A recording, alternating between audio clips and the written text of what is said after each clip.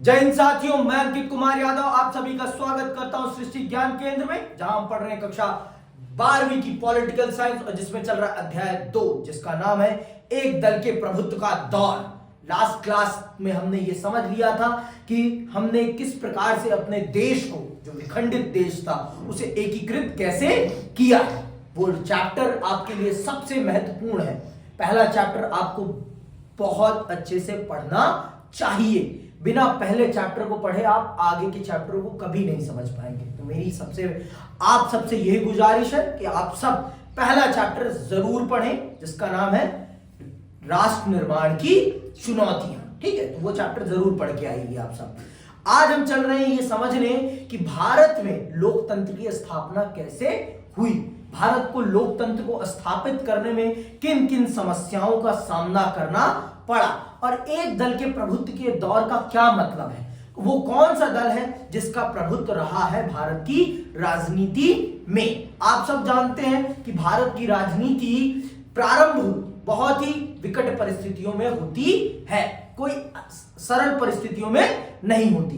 भारत की सबसे पुरानी पार्टी या राजनीतिक दल कांग्रेस है, जिसकी स्थापना 1885 में की जाती है अंग्रेजों के द्वारा। ठीक है, अंग्रेजों ने अपने बेनिफिट के लिए करा था, लेकिन धीरे धीरे ये राजनीतिक दल भारत की स्वतंत्रता संग्राम का क्या बन जाता है, मंच बन जाता है, और यही दल भारत के स्वतंत्रता संग्राम का नेतृत्व करता है। ये सबसे बड़ा दल होता है और इसी दल के नेतृत्व में भारत को आजादी मिलती है। ठीक है, और भी दल है, ऐसा नहीं है कि और दल नहीं थे, लेकिन यह दल प्रमुखता से उस आंदोलन को आगे बढ़ाता है और उसका नेतृत्व करता है। इसीलिए इस दल का बहुत अलग महत्व है भारत की राजनीति में। तो आज चल रहे हैं उसी चीज को विस्तार पूर्वक समझने कि भारत की राजनीति में कांग्रेस का क्या योगदान है और कांग्रेस को क्यों कहा गया है भारत का निर्माता।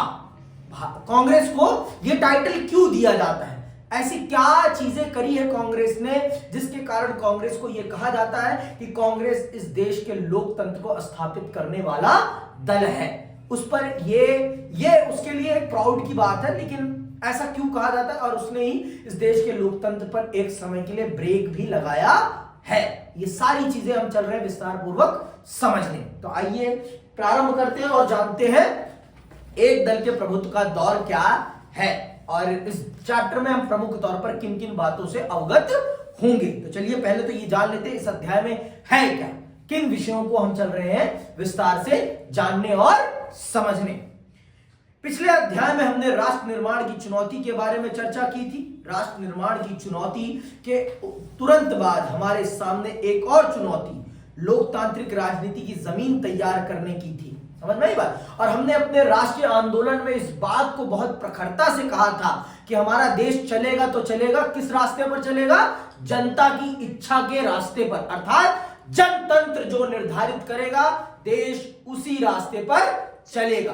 तो जब राष्ट्र निर्माण की चुनौती का हमने सामना कर लिया, हमने अपने देश को एकीकृत कर लिया और इसका श्रेय सरदार वल्लभ भाई पटेल साहब को जाता है। आज जो भारत आपको कश्मीर से लेकर आपको कन्याकुमारी तक दिखाई पड़ता है, इसका श्रेय सिर्फ और सिर्फ सरदार वल्लभ भाई पटेल साहब को जाता है, और हमें उन्हें हमेशा अपने हृदय में याद रखना चाहिए। हमें उनको हर समय कोटि कोटि नमन करना चाहिए। आज उनकी पुण्यतिथि है और हम सबको उनको याद करते हुए उनके इस योगदान के लिए हम सब भारतीयों को गर्व के साथ उनके पथ पर चलने का प्रयास करना चाहिए।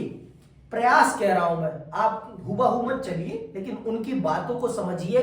उन्होंने किस भारत की कल्पना की है, किस भारत के निर्माण का सपना देखा है, उसको जरा पढ़िए और उस भारत को बनाने का प्रयास करिए। हमारे देश के बच्चे दूसरे देश के लोगों को जरूर पढ़ते हैं, लेकिन अपने देश के महापुरुषों को नहीं पढ़ते। ये बड़े दुर्भाग्य की बात है। हमें हमारे महापुरुषों को पढ़ना चाहिए। ठीक है, तो जब हमने राष्ट्र निर्माण की चुनौती को समाप्त किया तो हमारे सामने अब दूसरी चुनौती थी इस देश की राजनीतिक व्यवस्था को स्थापित करने की, और वो राजनीतिक व्यवस्था क्या थी, लोकतंत्र की।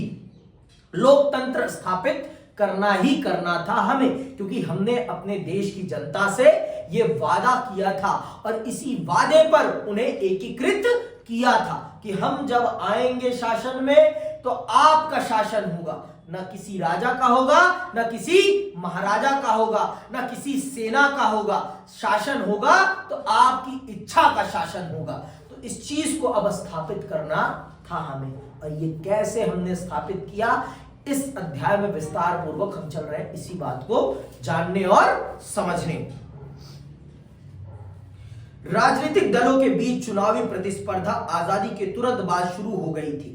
इस अध्याय में हम चुनावी राजनीति के पहले दशक की बातों पर गौर करेंगे। इस चर्चा से हम निम्नलिखित बातों को समझ सकेंगे। एक पहली बात क्या समझेंगे, एक स्वतंत्र और निष्पक्ष चुनाव प्रणाली की स्थापना कैसे हुई, स्वतंत्र और निष्पक्ष चुनाव प्रणाली को हमने कैसे स्थापित किया। दूसरा हम क्या समझेंगे, दूसरा हम समझेंगे आजादी के बाद के शुरुआती सालों में कांग्रेस का दबदबा क्यों रहा, कांग्रेस दबदबे में क्यों रही। सबसे इस बात को, 3 आम चुनाव में तो कांग्रेस का एक छत्र दबदबा रहा है, 1952, 1957 और 1962। ये 3 जो चुनाव हुए हैं आम चुनाव, इन 3 आम चुनाव में केंद्र में भी कांग्रेस और राज्यों में भी कांग्रेस ही होती है। राज्यों में भी, एब्सोल्यूट राज्यों में 2 छोड़ के, नहीं तो सभी राज्यों में कांग्रेस का ही दबदबा देखने को मिलता है हमें पहले 3 चुनावों में। ठीक है, पहला चुनाव कब हुआ है, 1951 से 52 के बीच में हुआ, इसी 52 में ज्यादा हुआ है इसीलिए उसे 52 का चुनाव कहा जाता है। फिर हुआ है 57 में, फिर हुआ है 62 में। ठीक है, ये याद रखने वाली बात है। ठीक, आगे सुनिए। और तीसरी चीज आप क्या समझेंगे, विपक्षी दलों और उनकी नीतियों का उद्भव। विपक्षी दलों की क्या भूमिका रही और वो किन नीतियों पर काम कर रहे थे। आप इन बातों को विस्तार पूर्वक इस अध्याय में चल रहे हैं जानने और समझने। तो चलिए प्रारंभ करते हैं और जानते हैं कि लोकतंत्र स्थापित करने के लिए हमें किन किन चुनौतियों का सामना करना पड़ा। जितना आसान लगता है ना कि लोकतंत्र स्थापित करना है और लोकतंत्र स्थापित करने के लिए क्या कौन सी समस्याएं हमें झेलनी पड़ेंगी, लगता है ना बहुत आसान, उतना आसान है नहीं, उतना आसान है नहीं।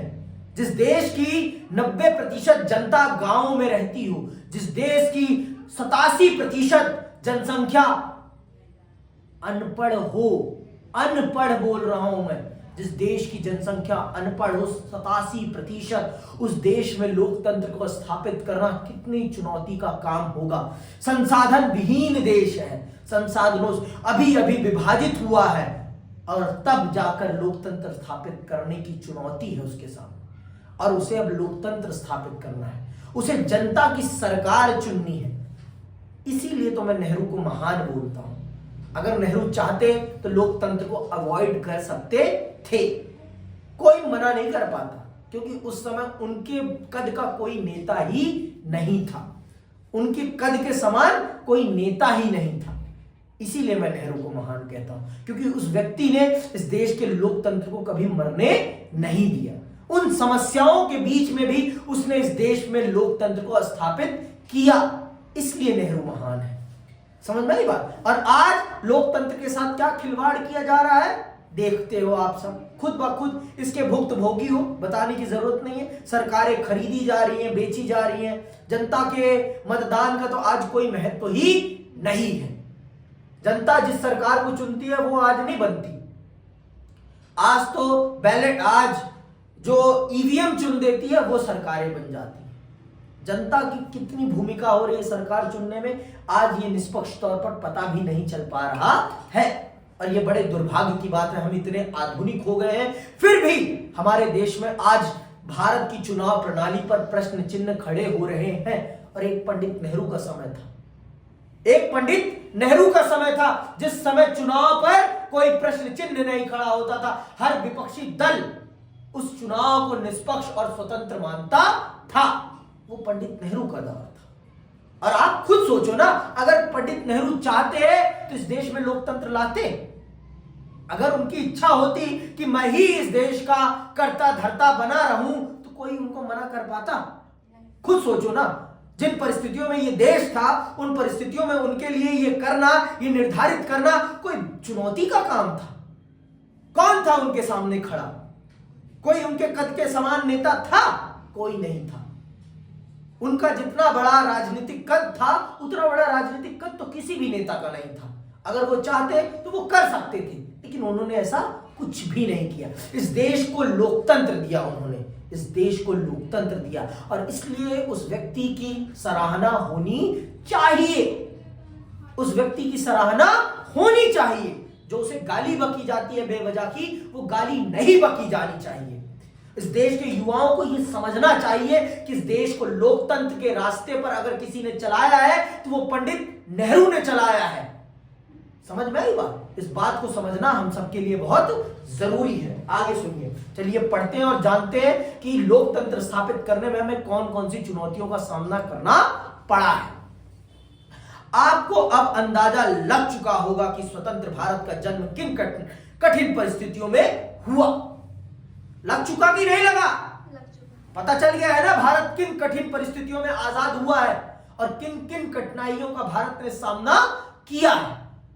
आज का बच्चा क्या जाने? जब आप राजनीति पढ़ोगे ही नहीं तो आपको कैसे पता रहेगा कि भारत किन परिस्थितियों में आजाद हुआ है? और जब आपको पता ही नहीं होगा कि भारत किन परिस्थितियों में आजाद हुआ है तो आप नेहरू को गाली दोगे ही। आज के राजनेता के कहने पर आप नेहरू को गाली देने के लिए विवश हो ही जाओगे। समझ में आई बात? क्योंकि आपको पूरा पहलू तो दिखाया नहीं जा रहा। सिक्के का एक पहलू दिखाकर आपसे दूसरा पहलू छुपा लिया जा रहा है। जब आप देश की राजनीति पढ़ोगे तब ना आपको पता चलेगा कि नेहरू ने करा क्या है इस देश के लिए और आज के नेता क्या कर रहे हैं। आज के नेता उनके कंपैरिजन में क्या कर रहे हैं? कुछ नहीं कर पा रहे हैं, कुछ नहीं। मैं सीधे तौर पर कह रहा हूं, आज के नेता नेहरू का एक दशांश भी नहीं कर पा रहे हैं। इतनी आधुनिकता के साथ भी अगर आप देश की प्रगति को नहीं कर पा रहे हैं तो आप पर लालच है, आप पर लालच है। आप कुछ नहीं कर पा रहे हैं। आपके पास आज किस चीज की कमी है? आप फिर भी इस देश में अशिक्षा को दूर नहीं कर पा रहे, आप बेरोजगारी को दूर नहीं कर पा रहे, आप भुखमरी को दूर नहीं कर पा रहे। आपको अभी भी देश की 20 करोड़ जनता को मुफ्त का राशन देना पड़ रहा है। तो ये कितने बड़े दुर्भाग्य की बात है। इससे बड़ा दुर्भाग्य क्या होगा? इससे बड़ा दुर्भाग्य क्या होगा बताएं मुझे आप। समझ में आई बात? आगे सुनिए। अपने देश के सामने शुरुआत से ही राष्ट्र निर्माण की चुनौती थी और इन गंभीर चुनौतियों के बारे में आप पढ़ चुके हैं। ऐसी चुनौतियों की चपेट में आकर कई अन्य देशों के नेताओं ने फैसला किया कि उनके देश में अभी लोकतंत्र को नहीं अपनाया जा सकता। देख रहे हो आप, बहुत से नेताओं ने जो उस समय कालखंड में आजाद हुए देश, उन सब में से बहुत से देशों ने यह निर्धारित किया कि अभी हमारे देश में लोकतंत्र स्थापित नहीं हो सकता। लेकिन पंडित नेहरू ने ऐसा कुछ भी नहीं किया। पंडित नेहरू ने साफ और स्पष्ट शब्दों में कहा कि इस देश में लोकतंत्र ही स्थापित होगा। हमने ये वादा किया है, हमने अपनी जनता को ये प्रॉमिस किया है कि हम इस देश को चलाएंगे तो चलाएंगे सिर्फ लोकतंत्र के रास्ते पर ही। तो मैं अपने देश की जनता के साथ दगा नहीं करूंगा किसी भी स्थिति और किसी भी परिस्थिति में। ये देश चलेगा तो चलेगा लोकतंत्र के रास्ते पर ही चलेगा, चाहे हमें कितनी भी कठिनाइयों का सामना क्यों ना करना पड़े। समझ में आई बात? आगे सुनिए। ऐसी चुनौतियों की चपेट में आकर कई अन्य देशों के नेताओं ने फैसला किया कि उनके देश में अभी लोकतंत्र को नहीं अपनाया जा सकता। इन नेताओं ने कहा कि राष्ट्रीय एकता हमारी पहली प्राथमिकता है और लोकतंत्र को अपनाने से मतभेद और संघर्ष को बढ़ावा मिलेगा। सुन रहे हो आप? उन देशों ने क्या कहा? उन देश के नेताओं ने क्या कहा कि अभी अगर हम लोकतंत्र को स्थापित करते हैं तो वैचारिक मतभेद उभरेंगे। वैचारिक, भाई सीधी बात है, लोकतंत्र आएगा तो पक्ष भी रहेगा और विपक्ष भी रहेगा और आपकी नीतियों को क्रिटिसाइज किया जाएगा, आप पर प्रश्न चिन्ह खड़े किए जाएंगे और जनता के मन में भी बहुत सारे प्रश्न उभरेंगे।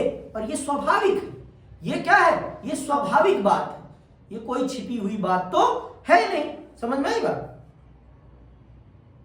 तो पर हमारे देश के नेताओं ने ऐसा कुछ नहीं किया। मैं यहां स्पेसिफिकली अगर नेहरू का नाम ले रहा हूं तो मैं इसलिए ले रहा हूं क्योंकि उस समय के कर्ता धर्ता नेहरू ही थे और जब लोकतंत्र स्थापित करने का समय आया तब सरदार वल्लभ भाई पटेल साहब इस देश को छोड़कर स्वर्ग सिधार चुके थे, इसलिए मैं बात कर रहा हूं। इसलिए मैं यहां नेहरू को पेसिफाई बोल रहा हूं। मैं यहां न पटेल बोल रहा हूं न मैं गांधी बोल रहा हूं। अंबेडकर साहब थे लेकिन वो भी जल्दी ही स्वर्ग सिधार जाते हैं, ठीक है। तो इसीलिए मैं यहां नेहरू नेहरू कर रहा हूं, क्योंकि नेहरू ने इस देश को लोकतंत्र दिया है। नेहरू ने कॉम्प्रोमाइज नहीं किया। नेहरू ने यह कदापि नहीं कहा कि अभी हमें राष्ट्रीय एकता पर काम करना है इसलिए हम अभी लोकतंत्र स्थापित नहीं कर सकते, ऐसा कुछ भी नहीं कहा उन्होंने सीधे तौर पर इस देश को लोकतंत्र के रास्ते पर चलाने के लिए जो भी करना चाहिए वो करने की सीधे सीधे हिदायत दी, ठीक है। आगे सुनिए। उपनिवेशवाद के चंगुल से आजाद हुए कई देशों में इसी कारण अलोकतांत्रिक शासन व्यवस्था कायम हुई। इस अलोकतांत्रिक शासन व्यवस्था के कई रूप थे। कहीं पर थोड़ा बहुत लोकतंत्र रहा लेकिन प्रभावी नियंत्रण किसी एक नेता के हाथ में था, तो कहीं पर एक दल का शासन कायम हुआ और कहीं कहीं पर सीधे सीधे सेना ने सत्ता की बागडोर संभाली। अलोकतांत्रिक शासन व्यवस्थाओं की शुरुआत इस वायदे से हुई कि जल्दी ही लोकतंत्र कायम कर दिया जाएगा। बहरहाल एक बार कहीं अलोकतांत्रिक शासन के पांव जम गए तो फिर उसे बदल पाना मुश्किल होता गया। ये बात समझ लो, एक बार अगर आपके हाथ से लोकतंत्र निकल गया और जिसके हाथ में सत्ता चली गई ना, फिर वो सत्ता छोड़ता नहीं है। 200 साल लग गए थे हमें अंग्रेजों से आजाद होने में। 200 साल लग गए थे हमें अंग्रेजों से आजाद होने में, तो आप खुद सोच लो। आप लोकतंत्र कितना जरूरी है, अब आप खुद सोच लो कितना महत्वपूर्ण है आपके लिए लोकतंत्र। अगर एक बार लोकतंत्र की हत्या हो गई ना, फिर लोकतंत्र को फिर से पुनर्जीवित करने में ना नानी याद आ जाएगी। तो इस देश की जनता से यही मेरा अनुरोध है कि इस देश के लोकतंत्र को बचाए रखें। आप लोग कोशिश करें कि इस देश का लोकतंत्र ना मरे, और इसके लिए आपको ही काम करना है, कोई दूसरा आकर काम नहीं करेगा। देश आपका है। अगर आप ये सोचते हैं कि कोई और कर देगा तो फिर सोचते रहिए, फिर जब गुलामी आएगी और गांठ जब आपकी घिसी जाएगी तो आपको पता चल जाएगा। समझ गई बात? जब आपको टॉर्चर किया जाएगा तो आपको पता चल जाएगा क्यों वो स्थिति और परिस्थिति ला रहे हो। इससे पहले पहले ही जागरूक रहो। क्या मतलब है? नेता नेता होते हैं और नेता सिर्फ अपना फायदा देखते हैं, ठीक है। आज के नेता, पहले के नेताओं की बात नहीं कर रहा हूं मैं। आज के नेता तो सिर्फ अपना फायदा देखते हैं। और अगर आप चाहते हैं कि आपका देश आगे बढ़े तो आप लोग भी थोड़ा बहुत एक्टिव हो राजनीति में। राजनीति को समझें, सिर्फ पढ़े मत कि पेपर के लिए पढ़ रहे हैं। आप 12वीं क्लास के बच्चे हैं, 2 साल बाद आप लोकतांत्रिक प्रक्रिया में सम्मिलित हो जाएंगे, है ना। 16-16 साल के तो हो ना सारे के सारे, 17 साल के हो, है ना। तो 1 साल बाद आप इस देश के लोकतांत्रिक व्यवस्था के हिस्से बन जाएंगे। और अगर आप अभी भी अपने आप को उस तरीके से एक्टिव नहीं कर रहे और आप इंडियन पॉलिटिक्स को नहीं समझ रहे, तो ये बड़े दुर्भाग्य की बात है। ये बड़े दुर्भाग्य की बात है। समझ में आई बात? मैं चाहता हूं कि आप लोग समझें इस बात को और एक्टिवली पार्टिसिपेट करें इस पॉलिटिक्स में, क्योंकि politics change your life. Politics का एक डिसीजन आपकी जिंदगी को पलट देता है। तो इसलिए आप लोगों को ये बात समझनी पड़ेगी और आपको खुद ब खुद काम करना पड़ेगा। और अगर आप नहीं कर रहे तो फिर आपके लिए कोई जिम्मेदार नहीं है। आपने ये देखा कि जिन देशों ने एक बार अलोकतांत्रिक रास्ते का अनुसरण किया, वहां दोबारा लोकतंत्र स्थापित नहीं हो पाया। पड़ोसी पाकिस्तान इसका जीता जागता उदाहरण है। आज तक वहां पर एक अच्छी लोकतांत्रिक सरकार कभी कायम नहीं हो पाई है, जो वास्तविक तौर पर एक लोकतांत्रिक सरकार कही जा सके। हमेशा उनकी सरकार पर सेना का दबाव रहता ही रहता है। ये देखने को मिलता है हमें, कोई अंधा तो नहीं है ना। सबको पता है कि पाकिस्तान में जो लोकतांत्रिक सरकार होती है उस पे आधिपत्य वहां की सेना का होता है, वहां की सेना का दबदबा होता है वहां की सरकार पर। इससे कोई अनभिज्ञ तो नहीं है। तो फिर अगर आप अपने देश के लोकतंत्र को नहीं बचाओगे तो बचाएगा कौन? मुझे बताओ आप। कौन बचाएगा? कौन आपके लिए लड़ने आएगा? हर दौर में गांधी नहीं आएंगे, समझ में आई बात?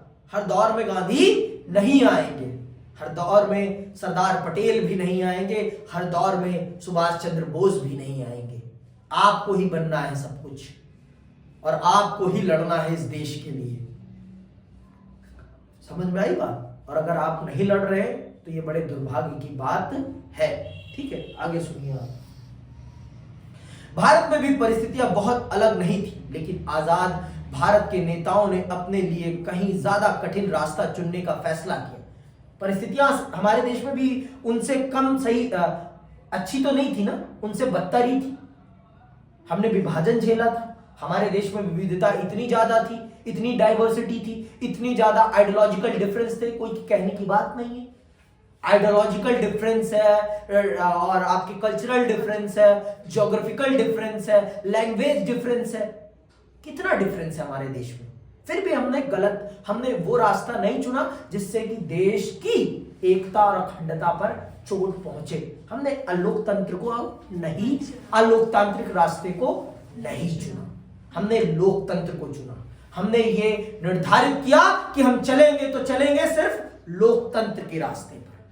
हमने ये निर्धारित कर लिया था और हमने उसे अमली जामा भी पहनाया है।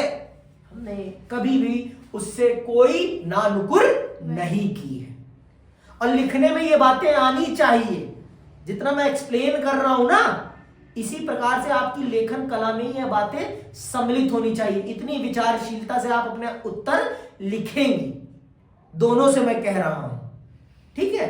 जितना विचारशीलता से मैं आपको समझा रहा हूं ना, उतनी विचारशीलता अपने दिमाग में डालो। सोचने का अपना पर्सपेक्टिव बड़ा करो कि कैसे सोचना होता है और कैसे लिखना होता है। दोनों पक्षों को सोचो, दोनों ही चीजों को सोचो और अपनी राइटिंग पर काम करो डे बाय डे। रोज कम से कम 5 पेज 10 पेज लिखो, अपने मन से लिखो, सोच के लिखो, सुन के लिखो। ऐसा तो नहीं है कि आपके पास रिकॉर्डेड क्लास नहीं है, प्रॉपर रिकॉर्डेड क्लास है। जाओ, सुनो और फिर उसको अंडरस्टैंड करके लिखो। जितना लिखोगे बेटा उतना बेटर रहेगा। आप दोनों के लिए मैं कह रहा हूं, जितना लिखोगे, जितना लिखोगे, समझ में आई बात? आगे सुनो।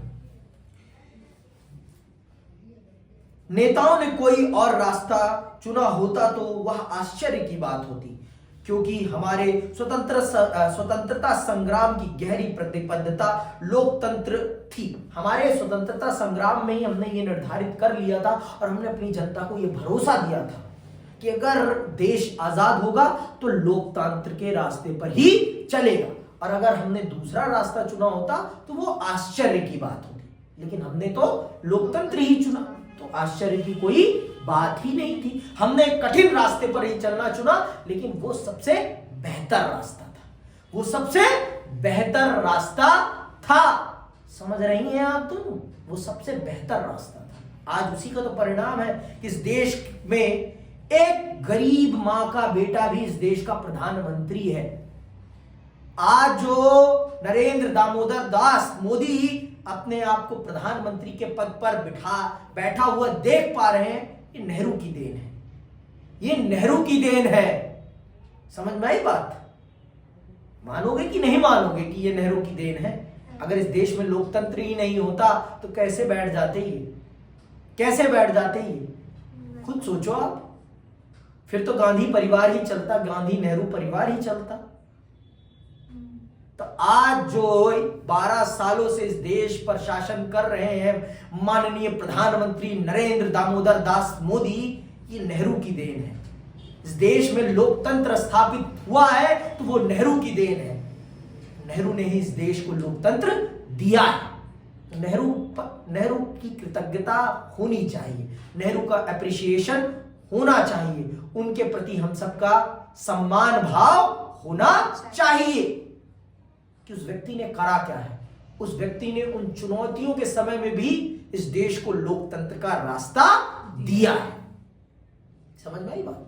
आगे सुनिए आप। आगे मैं कहां आ गया? हमारे नेता लोकतंत्र की राजनीति की निर्णायक भूमिका को लेकर सचेत थे। वे राजनीति को समस्या के रूप में नहीं देखते थे, वे राजनीति को समस्या के समाधान का उपाय मानते थे।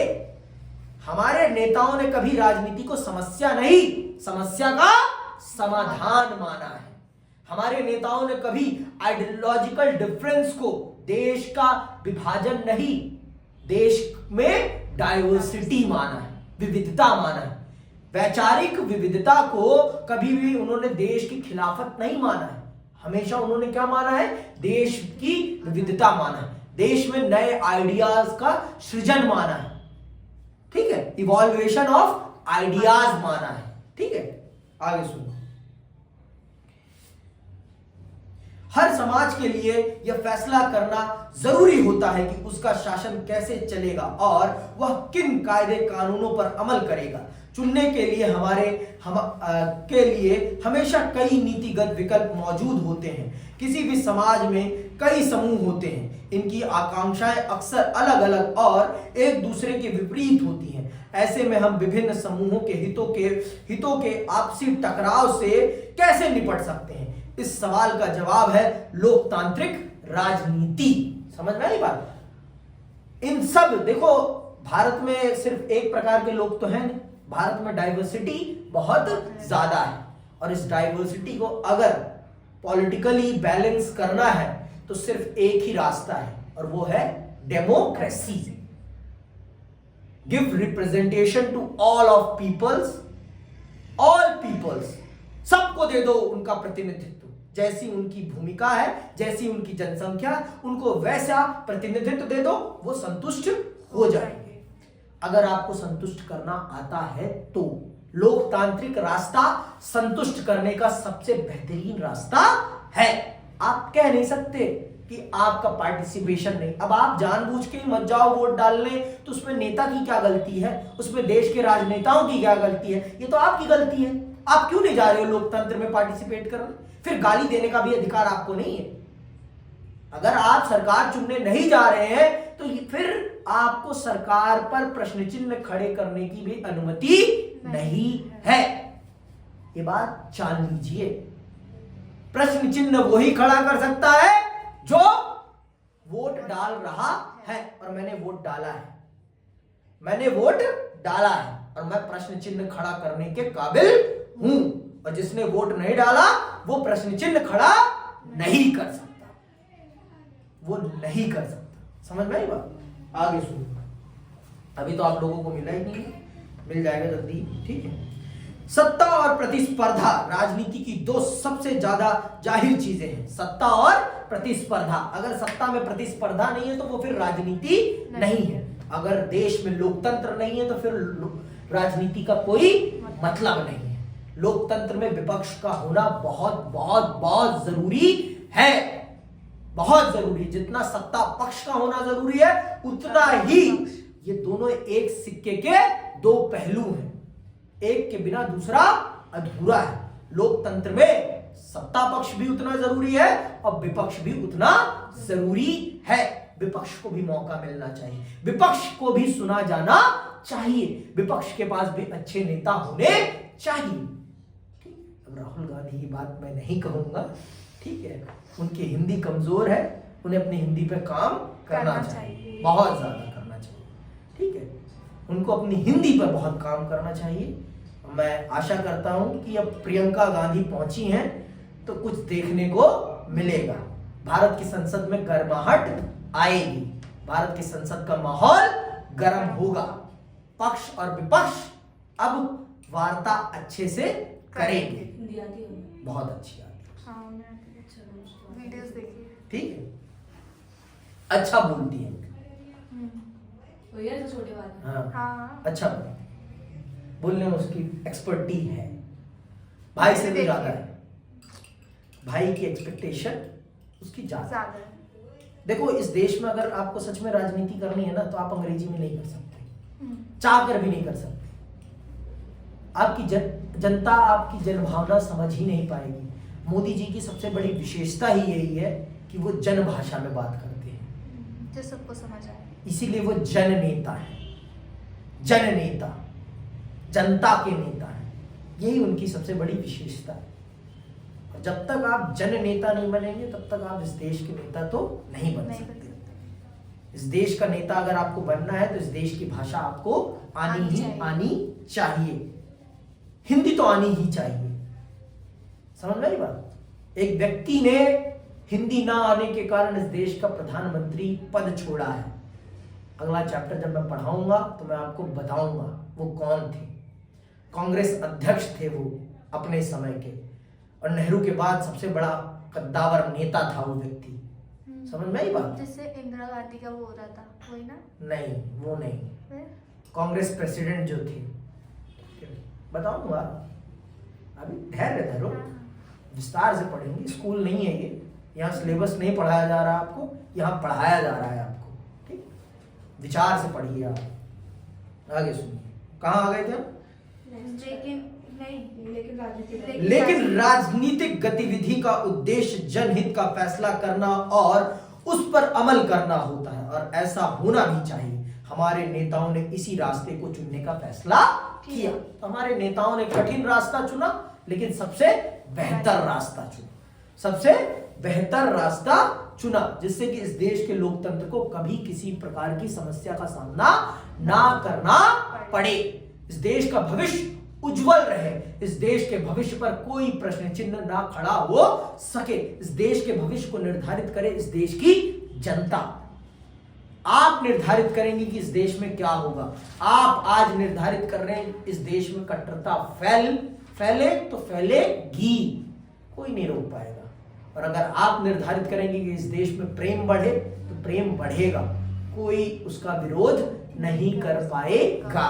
समझ में आई बात? आगे सुनिए। पिछले साल आपने पढ़ा कि हमारा संविधान कैसे बना। पिछले साल आपने पढ़ा है कि भारत का संविधान कैसे बना है। आपको याद होगा कि हमारा संविधान 26 नवंबर 1949 को अंगीकृत किया गया और 24 जनवरी 1950 को इस पर हस्ताक्षर हुए। यह संविधान 26 जनवरी 1950 से अमल में आया। उस वक्त देश का शासन अंतरिम सरकार चला रही थी। जो उस समय देश का शासन चला रही थी उस सरकार को क्या कहते हैं? अंतरिम सरकार। जिस देश ने 15 अगस्त 1947 को इस देश की बागडोर तब तक चलाई जब तक इस देश में लोकतांत्रिक सरकार स्थापित नहीं हुई, उस सरकार को क्या कहा जाता है? उस सरकार को अंतरिम सरकार कहा जाता है। क्या कहा जाता है? अंतरिम सरकार कहा जाता है। समझ में आई बात? उसे क्या कहते हैं? अंतरिम सरकार। ठीक है। और उसके प्रधानमंत्री कौन थे? पंडित जवाहरलाल नेहरू। और गृह मंत्री कौन थे? सरदार वल्लभ भाई पटेल। और कानून मंत्री कौन थे? बाबा साहब भीमराव अंबेडकर। ठीक है, ये याद रखने वाले। उसमें श्यामा प्रसाद मुखर्जी साहब भी थे, फाउंडर ऑफ जनसंघ। जनसंघ जानते हो? Mother of Bharatiya Janata party. Mother है किसकी? भारतीय जनता पार्टी। अच्छा, बीजेपी की। ठीक, आगे सुनो। उस वक्त अरे वो जनसंघ बोलने लगे ना तो थोड़ा कंफ्यूज हो गई। कोई बात नहीं। उस वक्त देश का शासन अंतरिम सरकार चला रही थी। वक्त का तकाजा था कि देश का शासन लोकतांत्रिक रूप से निर्वाचित सरकार द्वारा चलाया जाए। संविधान के नियम तय कर दिए गए थे और अब इन्हीं नियमों पर अमल करने की जरूरत थी। शुरू में ख्याल था कि यह काम महज चंद महीनों का है। भारत के चुनाव आयोग का गठन 1950 के जनवरी में हुआ। याद रखना है, ये 1 नंबर का प्रश्न है कि भारत के चुनाव आयोग का गठन कब हुआ? तो 1950 में हुआ। सुकुमार सेन पहले चुनाव आयुक्त बने। अंडरलाइन इस व्यक्ति का नाम, ये आता है 1 नंबर के प्रश्न में कि भारत के पहले चुनाव आयुक्त कौन बने। तो कौन बने हैं? सुकुमार सेन। ठीक है। उम्मीद की जा रही थी कि देश का पहला आम चुनाव 1950 में ही किसी वक्त हो जाएगा, लेकिन होता ऐसा कुछ भी नहीं है। क्यों? क्योंकि समस्या बहुत विकट थी। जितना आसान लगता है चुनाव कराना, उतना आसान होता नहीं है। सुनिएगा ध्यान से। बहरहाल चुनाव आयोग ने पाया कि भारत के आकार को देखते हुए एक स्वतंत्र और निष्पक्ष आम चुनाव कराना कोई आसान मामला नहीं है। चुनाव कराने के लिए चुनाव क्षेत्रों का सीमांकन जरूरी था। मतलब भारत को चुनाव निर्वाचन क्षेत्रों में बांटना था और दोनों चुनाव कराने थे। कौन कौन से? लोकसभा के भी और राज्यों की विधानसभा का भी। तो दो निर्वाचन क्षेत्र बनाने थे। पहला तो एक लोकसभा का निर्वाचन क्षेत्र और दूसरा विधानसभाओं का निर्वाचन क्षेत्र। तो जितना आसान लगता है ना उतना आसान था नहीं। जब हमने फील्ड वर्क करना मतलब चुनाव आयोग ने जब फील्ड वर्क करना स्टार्ट किया तब उन्हें पता चला कि कितना कठिन काम है, कितना कठिन काम है। पहली बात तो वोटर लिस्ट बनानी है और वोटर लिस्ट में उन लोगों को शामिल करना है। और तब का भारत 87% अशिक्षित भारत, 90% भारत गांव में रह रहा है और गांव में भी असुविधाएं बहुत हैं। गांव में महिलाएं घूंघट में हैं। हमने तो अपने देश में सबको दिया था ना सार्वभौमिक वयस्क मताधिकार। जो भी 21 वर्ष की उम्र से ऊपर है वो इस देश की लोकतांत्रिक पद्धति में सम्मिलित होगा। पहले 21 थी, ठीक है, ये याद रखना है, ये याद रखना है आपको, ठीक। तो उन्होंने ऐसा किया लेकिन समस्या बहुत विकट थी। जितनी आसान लगती है ना उतनी आसान थी नहीं, उतनी आसान थी नहीं। समझ में आई बात? और इस चीज को ध्यान में रखते हुए बहुत सी समस्याओं का हमें सामना करना था, बहुत सी समस्याओं का हमें सामना करना। तो सबसे पहले तो चुनाव आयोग को क्या बनाने था? Voter list. उससे पहले क्या करना था? लोकसभा के लिए निर्वाचन क्षेत्रों का निर्माण करना था और विधानसभा के लिए भी निर्वाचन क्षेत्रों का निर्माण करना था, जहां पर उम्मीदवार फाइट करेंगे ना भाई, तभी तो मजा आएगा ना लोकतंत्र में, तभी तो मजा आएगा मजा। अब बरसात में, ठीक है, आगे सुनिएगा। चुनाव कराने के लिए चुनाव क्षेत्रों का सीमांकन जरूरी था। फिर मतदाता सूची यानी मताधिकार प्राप्त वयस्क व्यक्तियों की सूची बनाना भी आवश्यक था। यह आपसे पूछा जा सकता है कि 1950 में चुनाव कराने में इतना विलंब क्यों हुआ? ये प्रश्न पूछा जा सकता है। लिख लीजिए कि भारत के चुनाव आयोग को 2 साल का समय क्यों लगा पहले आम चुनाव को कराने में। तो आप सब इन बातों को विस्तार पूर्वक लिखेंगे, ठीक है। इन दोनों कामों में बहुत सारा समय लगा। मतदाता सूचियों का जब पहला प्रारूप प्रकाशित हुआ तो पता चला कि इसमें 40 लाख महिलाओं के नाम दर्ज होने से रह गए। सुन रहे हो आप? 40 लाख महिलाओं के नाम ही दर्ज नहीं हुए थे। बाद में लिख लेना, फिर से बोल दूंगा मैं, पढ़ लूंगा, ठीक है। पहली सूची में 40 लाख महिलाओं के नाम ही दर्ज नहीं हुए थे। कितने बड़े दुर्भाग्य की बात है। और ऐसा क्यों हुआ था? पूछो, ऐसा क्यों हुआ था कि 40 लाख महिलाओं के नाम नहीं लिखे जा पाए थे? पूछो, क्यों नहीं लिखे गए थे? बताता हूं ना। सुनो, इसलिए नहीं लिखे गए थे क्योंकि उस समय का रूरल भारत बहुत ही रूढ़िवादी था। महिलाएं घूंघट में रहती थी और महिलाओं का अपना नाम बताना भी अनुचित माना जाता था। तो फलाने की बीवी, फलाने की बीवी, फलाने की बीवी, फलाने की बीवी ही होता था। समझ में आएगा? इसलिए महिलाओं का सही नाम ही किसी को नहीं पता चलता था। महिलाओं को किसी का तो आधी से ज्यादा महिलाओं का नाम ही दर्ज नहीं हो पाया था, ठीक है। मतदाता सूचियों का जब पहला प्रारूप प्रकाशित हुआ तो पता चला कि इसमें 40 लाख महिलाओं के नाम दर्ज होने से रह गए हैं। इन महिलाओं को अला की बेटी, फला की बीवी के रूप में दर्ज किया गया था।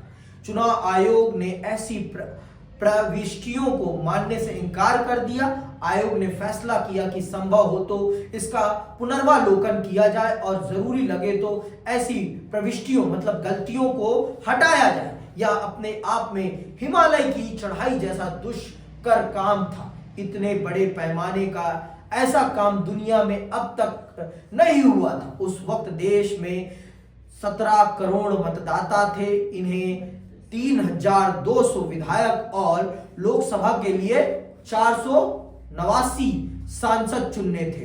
इन मतदाताओं में महज 15% साक्षर थे। 15%, मतलब भारत में पिछा, मैंने 13% कहा है, यहाँ 13 ही थे वैसे तो, 15 ज्यादा ही बता रहे हैं, लेकिन इन्हीं का डाटा मान लेते हैं। 15% लोग ही साक्षर थे, मतलब पढ़े लिखे थे, नहीं तो 85% भारत क्या था, अंगूठा टेक दे, जहां कहोगे टेक देंगे, जय भवानी। ठीक है, इस कारण चुनाव आयोग को मतदान की विशेष पद्धति के बारे में भी सोचना पड़ा। चुनाव आयोग ने चुनाव कराने के लिए 3 लाख से ज्यादा अधिकारियों और चुनाव कर्मियों को प्रशिक्षित किया। जितना आसान लग रहा था उतना आसान था नहीं चुनाव कराना, और बहुत खर्चीला काम था, बहुत ही ज्यादा खर्चीला काम। आगे सुनो। देश के विशाल आकार और मतदाताओं की भारी भरकम संख्या के लिहाज से ही पहला आम चुनाव अनूठा नहीं था, बल्कि मतदाताओं की एक बड़ी तादाद गरीब और अनपढ़ लोगों की थी, और ऐसे माहौल में यह चुनाव लोकतंत्र के लिए परीक्षा की कठिन घड़ी था। इस वक्त तक लोकतंत्र सिर्फ धनी देशों में ही कायम था। उस समय यूरोप के बहुतेरे देशों में महिलाओं को मताधिकार नहीं मिला था।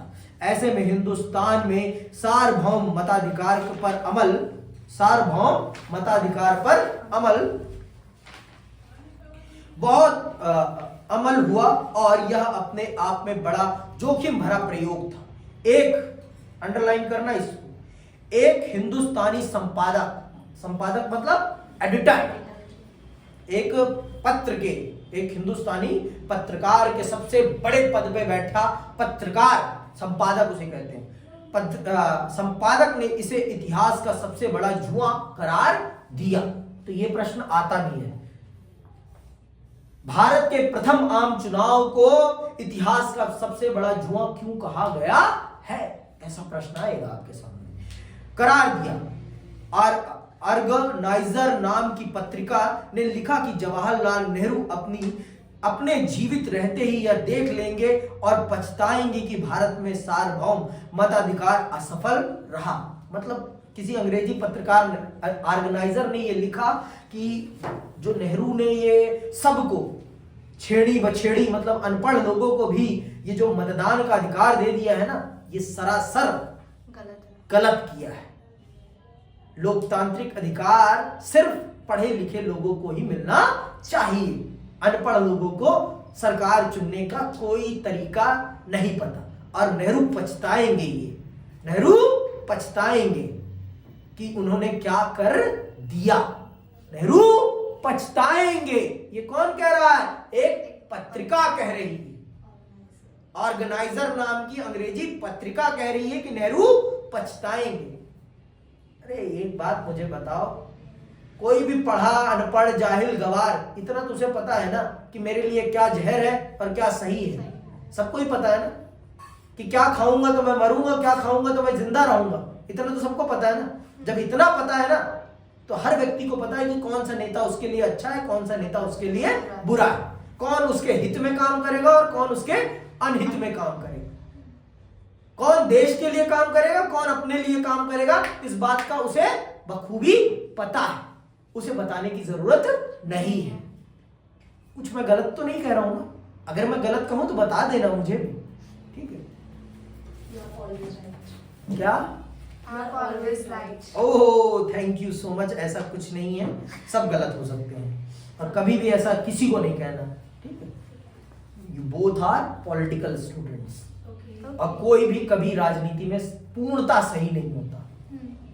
आपके विचार अलग होने चाहिए, प्रश्न सदैव होना चाहिए, चाहे आप सहमत ही क्यों ना हो, लेकिन प्रश्न होना ही होना चाहिए।